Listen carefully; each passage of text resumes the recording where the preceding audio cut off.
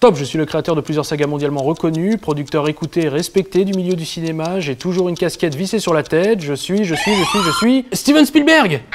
Kevin Feige. Qui?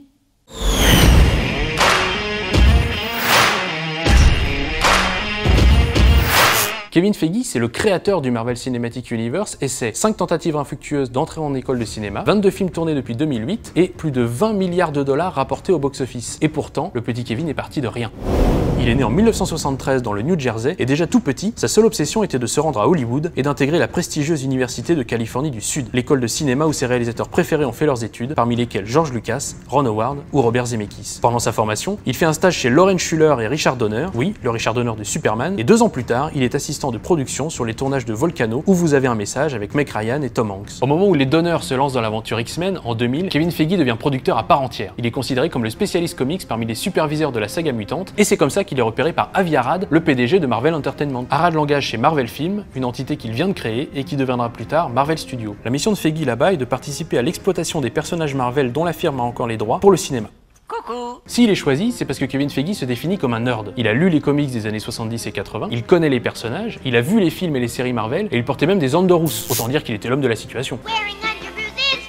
En plus des X-Men, il commence à travailler sur les Spider-Man de Sam Raimi et constate le peu de budget alloué aux films de super-héros à l'époque. Sur la période 2000 à 2007, il apprend aussi de certains échecs. Les films sont parfois lancés alors qu'ils ne sont pas prêts, les choix de certains acteurs sont très critiqués, Feige donne des conseils qui ne sont pas écoutés et ronge son frein en attendant le jour où ses recommandations seront vraiment prises en compte. En 2007, il est nommé président de Marvel Studios et il commence à prévoir une série de films dont le premier sera Iron Man. 11 ans et 22 films plus tard, on en parle encore, et ça tient à la méthode de Kevin Feige qu'on peut résumer en 4 points. Numéro 1, prendre un film après l'autre. Feige a toujours considéré qu'il ne fallait pas penser à un univers connecté, mais à chaque film individuellement. Bon, ça c'est la théorie, et après il s'est mis à produire 3 films par an et c'est devenu plus compliqué. Mais l'idée c'est qu'il faut se concentrer sur un film pour ce qu'il est, et que d'après le producteur lui-même, le box-office n'influe pas sur la réutilisation du personnage ensuite. Voilà pourquoi, malgré le succès hallucinant de son film solo, Black Panther n'a pas été omniprésent pour autant dans le MCU. Numéro 2, choisir des histoires qu'il aime. On l'a dit, Kevin Feige est un nerd, et il sait ce qu'il a envie de voir à l'écran en matière de comics. D'après Chris Hemsworth, il a le regard du fan avant celui du producteur, et il veut retrouver des arcs narratifs qui l'intéressent en tant que fan de comics. Après, il s'approprie beaucoup les arcs qu'il choisit, parce que le Civil War du MCU était un très bon film, mais on ne peut pas dire qu'il était fidèle aux comics. En gros, il en avait gardé que la séparation entre Iron Man et Captain America, l'obligation pour les super-héros de révéler leur identité et de travailler pour le gouvernement. Numéro 3, garder tout le monde à sa place. Kevin Feige laisse les réalisateurs prendre les commandes des personnages et confie la technique aux techniciens. C'est pour ça qu'il peut se permettre d'engager des réalisateurs jeunes et sans expérience des effets spéciaux. Mais si les effets sont gérés par des équipes dédiées compétentes, il fait quoi le réalisateur? Eh bien, il est là pour diriger les acteurs, s'assurer que l'histoire soit cohérente avec les personnages et que le film soit différent de ce qui est attendu par les fans. Numéro 4, garder le secret. C'est un petit malin le Kevin Feige et il sait jouer la poker face mieux que Lady Gaga.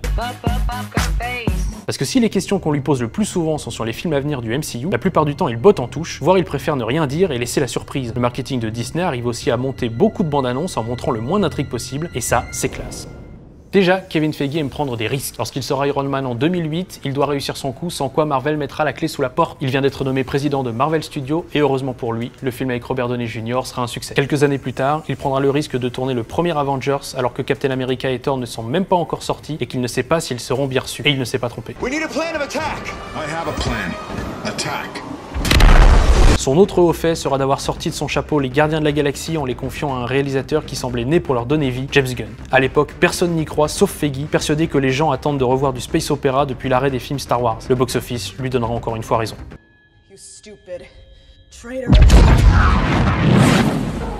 Nobody talks to my friends like that. S'il prend ces risques, c'est parce qu'il veut créer ce qui n'a jamais été créé auparavant, un univers cinématographique interconnecté, comme dans les comics. Des films qui se répondent, des héros qui se croisent en permanence et des intrigues centrées autour d'un fil rouge que seront les pierres d'infinité, et en coulisses, Thanos qui attend son heure. Et surtout, Feige est convaincu que ce qui est important, c'est que les films gardent l'esprit décontracté Marvel.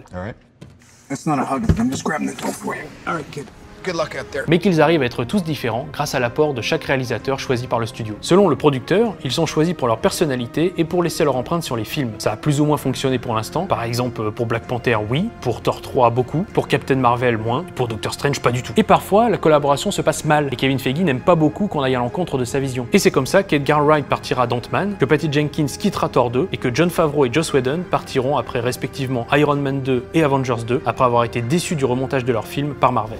Mais malgré ces incidents de parcours, il faut rendre à Feige ce qui lui appartient, qu'il a créé de 2008 à 2019 en donnant vie aux Avengers, est ce qui se rapproche le plus d'une série sur grand écran et aura marqué à tout jamais l'histoire du cinéma. Il y aura un avant et un après. Comme quoi on peut être chauve, porter une casquette et participer à quelque chose de grand. À bientôt.